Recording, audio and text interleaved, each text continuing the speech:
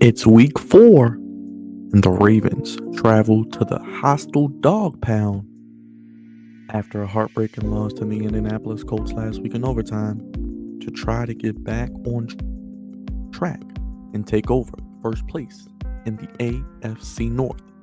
You guys know what time it is. Another Ravens preview, another week of NFL action. The Flex Home Podcast is here to break it all down. I'm not going to waste any more time. Let's get into it. Ravens, Browns preview coming to you right after this.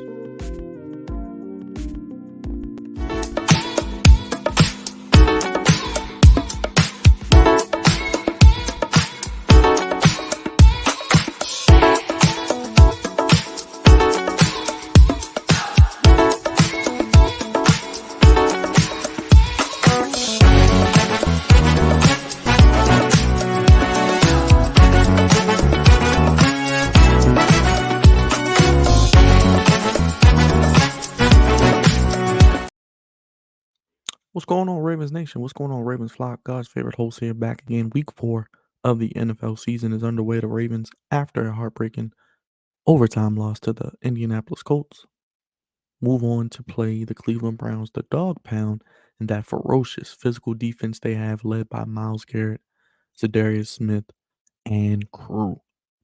Both teams come into this game at 2-1, and the winner would be in first place of the AFC North. As I do each and every week before I get into the keys, let's get into the injuries as this week, yet again, a laundry list of injuries. And as always, we have Odell Beckham Jr., Rashad Bateman ruled out for Sunday's game, which pretty much leaves your receiver room looking like Zay Flowers, Nelson Aguilar, Devin Duvernay. Tylan Wallace is on IR, so he won't be seen for the foreseeable future. And I'm guessing they're going to activate Laquan Treadwell possibly this week, so we'll see him. That sucks. Also, it looks like Ronnie Stanley won't be playing as well. He has been ruled out. Marlon Humphrey hasn't even practiced. He's out. David Ajabo, Adafe Owe, both with ankle injuries, they are ruled out as well. Gus Edwards is cleared to play despite a concussion, so it's good to get Gus Buzz back. We'll need him. He's been full participant all week. Kyle Hamilton, Justice Hill, and Tyler Linderbaum are listed as questionable. So we may see those guys play. I think Hamilton plays. Justice Hill with the turf toe could be limited. Tyler Linderbaum could be limited as well, but they could play. Ronnie Stanley, as we mentioned, was back at practice, did not practice Friday, and is doubtful. So probably Pat McCarry again at left tackle. But if we can get Linderbaum back, have Kyle Hamilton, have possibly Justice Hill and Gus Edwards, that is fantastic. The Ravens did sign Kyle Van Noy this week to the practice squad, so I'm sure we'll see him soon as well. If not this Sunday, possibly with the whole situation at injuries. I don't know. We'll see how it plays out. I wouldn't mind seeing him play because you really just got Clowney, Moon. You're going to need some more depth there. Let's get to the keys. I mean, this game is interesting, and I saw a stat before I came on here that the Ravens have the best winning percentage, a .545 winning percentage when they are underdogs. So this team, say what you want about Harbaugh, the Ravens compete. They rarely get blown out. They rarely are looked at as a team that doesn't bring their A game, especially when their backs are against the wall. Yes, last week, we know the Ravens are notorious for playing down to their competition and being a front running team at times. But this team, I still have faith in them. I still think they can win this division, especially looking at how Cincinnati is possibly one hit away if Joe Burrow isn't right from their season being up in shambles. Cleveland, do you really trust Cleveland? We call them the Cleveland Clowns for a reason. Yeah, they're doing well right now. Their defense is fantastic, but could this be the game, the week they get got? Pittsburgh, it's Pittsburgh. I mean, they got Tomlin. They're going to be competitive. They're going to be 500 or better. They don't have a losing season. And the next 2 weeks we'll find a lot about the Ravens, Browns, and Steelers because the Ravens have to travel to Cleveland, then travel to Pittsburgh. A split would be nice for the Ravens. Then you got to go to London. We'll get to that as well, but maybe we win both. Like I said, the Ravens do their best work when the odds are stacked against them. And I think this week they have a legit shot to win. My biggest concern is who is playing and who is not playing. It looks like they're going to get some reinforcements back, but defensively, at the outside linebacker position and at the cornerback position, they are very thin, thin as KD is. And I mean, you want Jadeveon Clowney 50, 60 plays? Yeah, he's been playing well, but does he have that in the tank anymore? Moon, unproven guys. And honestly, outside of maybe Matt Travis Jones, Broderick Washington, who just got paid, Michael Pierce, their performances have been a little underwhelming to me when it comes to the pass rush. And we gotta set the edge against this team because we know Cleveland is gonna try to run the football. But let's get to the keys. Offensively, number one, it's gonna be a rapid crowd in Cleveland. The dog pound is always lit, even if they are 0-16, 0-17. They come up and show up every week, give 110%. This season, they feel like it could be a year for them to make the playoffs. Handle the crowd. Get your plays in on time. We don't need a lot of delay of games. We don't need a lot of false starts. Communicate well. Get the plays in on time. Handle that crowd. The dog pound will be lit on Sunday. No turnovers. More specifically, no fumbles. Lamar, Kenyon Drake, or whatever running back is getting the ball, wide receiver. Don't hold the ball like a loaf of bread. Protect the football high and tight. Keep it simple, stupid. High and tight. If you're running on by the sideline, put the ball in the hand by the sideline closest to the sideline. High and tight. No turnovers. Next, avoid third and long. Cleveland is only allowing 19% conversion rate on third downs. They're number one on third downs defensively. You got to convert third downs. You don't want to avoid and be in. You don't want to be in third and longs. You want to avoid third and 6, 7, 8, because then Miles Garrett, Darius Smith, they're going to pin their ears back, and with no Ronnie Stanley, Moses, and Zeidler getting got at times, Lamar could be in trouble. He got pressured last week, but he could be in even worse trouble this week because Garrett looks like he wants to win Defensive Player of the Year. Take some deep shots. I was a big proponent of them hiring Todd Monken. I loved the hire. I didn't like it. I loved it. Thought it was what the Ravens and Lamar Jackson needed to move into the modern era of the NFL. But we haven't seen them take a lot of deep shots. We've seen a lot of dinking and dunking, a lot of screen passes, a lot of short passes. But I would like to see some shots down the field. You have some guys who have some speed. Zay Flowers, use that. Outside of the Cincinnati game, that's the only deep shot we've really seen to him. Nelson Aguilar, deep shot in Cincinnati. Use his speed. He's been a pleasant surprise. He's a good third or fourth receiver. He's going to be one of your top two receivers this week, but use him. Allow him to go after some of these corners. And last but not least, Miles Garrett and Zadarius Smith are very, very good players. Miles Garrett is a all-pro type player. Zadarius Smith is a Pro Bowl caliber player. Miles Garrett had 4.5 sacks last week. I'm going to be realistic. I think Garrett and Smith may each get there once, but we got to keep them under 3 sacks combined. If they both get a sack or they both get a sack and a half, we can't let them get 4, 5 sacks and wreak havoc on Lamar and his offense. The beauty of Lamar Jackson is his best asset is his athleticism and his legs. He can escape some would-be sacks. So if he may have been sacked 4 or 5 times, he's probably escaped 2 or 3 of them. So instead of getting sacked 4 times, he's only gotten sacked twice. We got to keep them under 3 sacks. Yeah, Garrett may get 1, 1.5. Smith may get 1.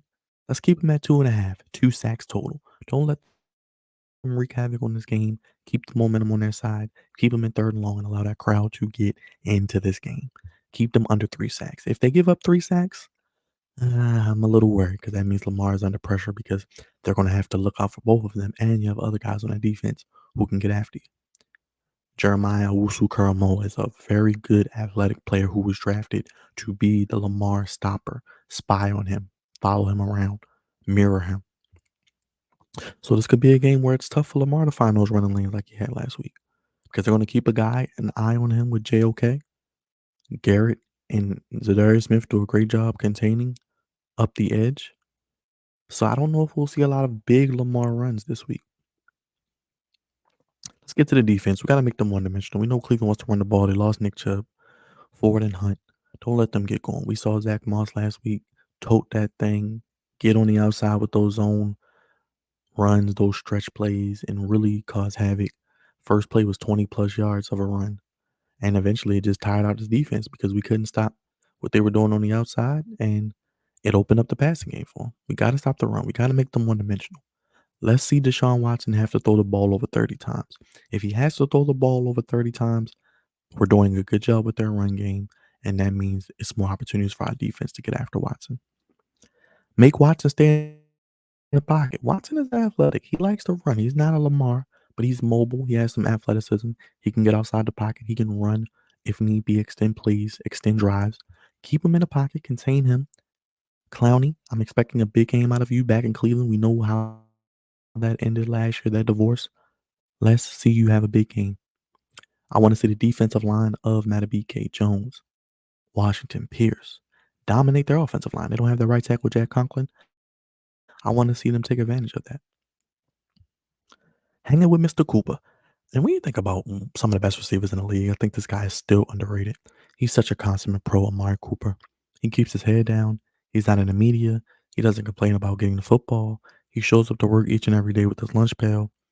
He does his job very, very well. He may not be great at anything, but he's very good route runner, very high football IQ, very high motor, very good hands, very good cuts in and out of his breaks, very good run after the catch ability, and very good, I think, just field awareness. He just seems to be a guy who gets open.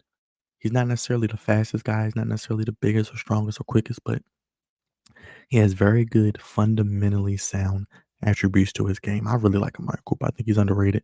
I liked him since he was at Alabama. We got to contain Amari Cooper.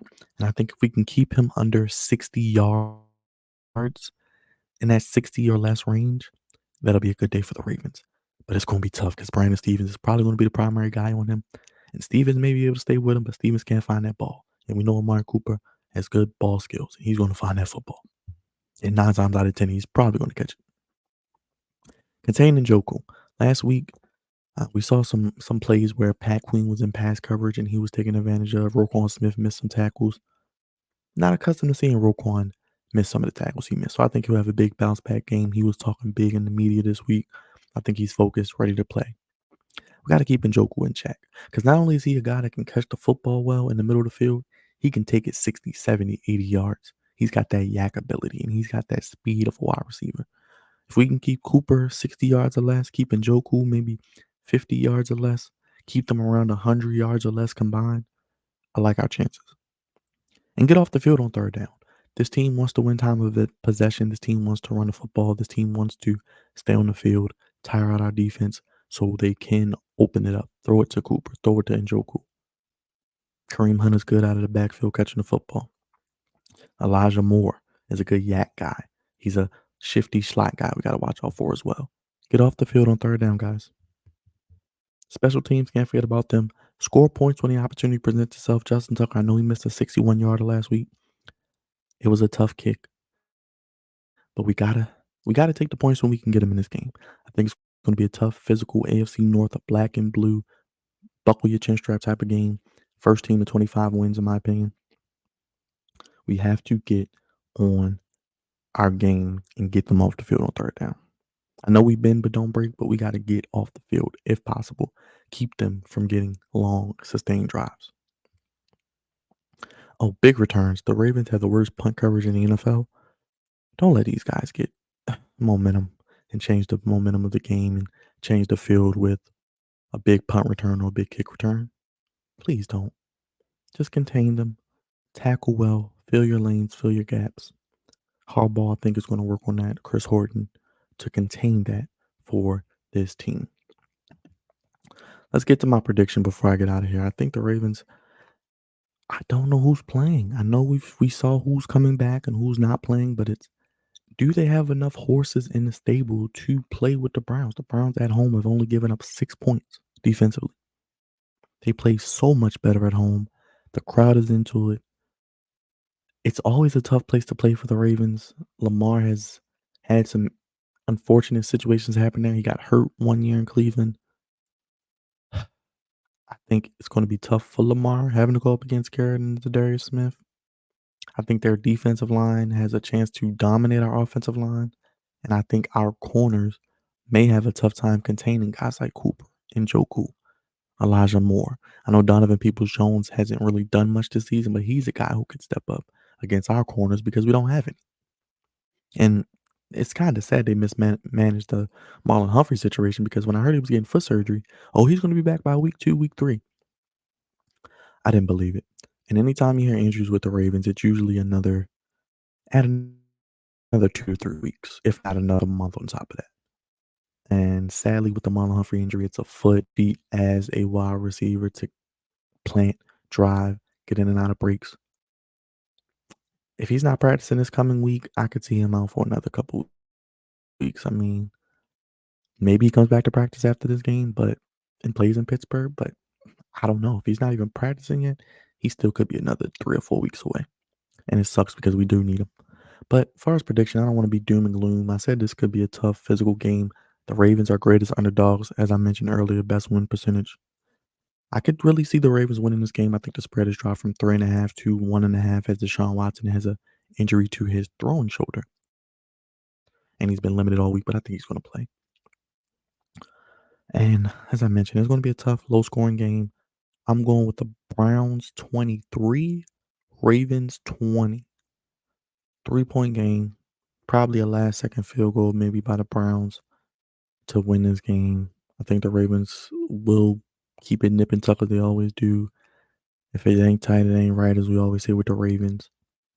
I think a last second Cleveland field goal sends them to 3-1, sends the Ravens to 2-2. Let me know in the comments. Sound off. Give me your thoughts. Give me your keys to the game. Give me your players to watch out for, X factors, or maybe even things that I missed or didn't bring up as well. And what are you looking forward to? What is your prediction? What is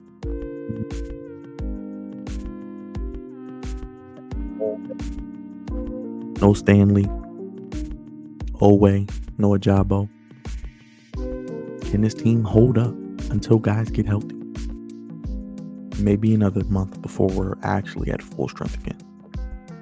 And it sucks because this team has the potential, but health is half the battle in the National Football League, in any sport specifically.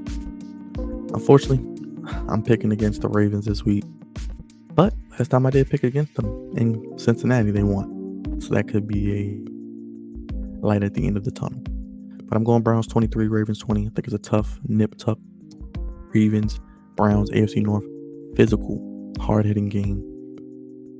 I think maybe the Ravens might have that crucial turnover that could doom them as well and allow Cleveland to get that game-winning field goal. I hope I'm wrong. But sound off below. Hit the like button, hit the subscribe button, hit the bell. We'll be live after Ravens-Browns. Official Baltimore Ravens post-game show. Check out all our videos on the channel if you're an O's fan. I did a video as well talking about the Orioles winning the AL East and winning Game 100 and that new stadium lease agreement between the Stadium Authority, D'Angelo's ownership group, and Governor Wes Moore. 30 plus more years of the Orioles in Baltimore and in Camden Yards. And I'll be live after each Orioles post-game matchup with the post-game show as well. But we'll see you Sunday for the Ravens-Browns post-game show. God's favorite host signing off. I pick against the Ravens, but I hope I'm wrong. Because they can win this game. They could get hot, in my opinion. But give me the Browns over the Ravens 23-20. I think these teams split. We'll get to the other game down the line, but let me know in the comments down below. Subscribe if you're new and hit that like button. We'll see you Sunday after the Ravens and Browns and recapping all the happenings in week 4.